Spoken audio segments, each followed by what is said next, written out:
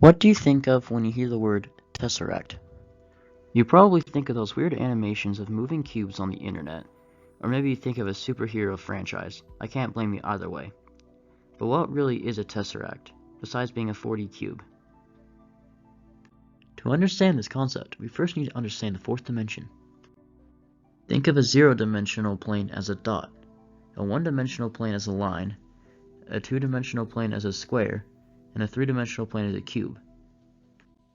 The fourth dimension is a hypothetical universe where time can be used as an axis, like length, width, and height are used in the three-dimensional environment where we live.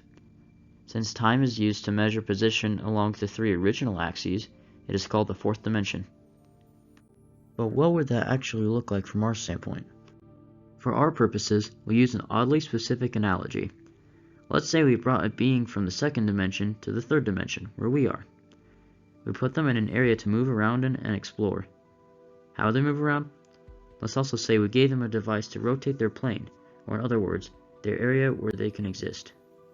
As they rotate, the world around them seems to change without meaning or order.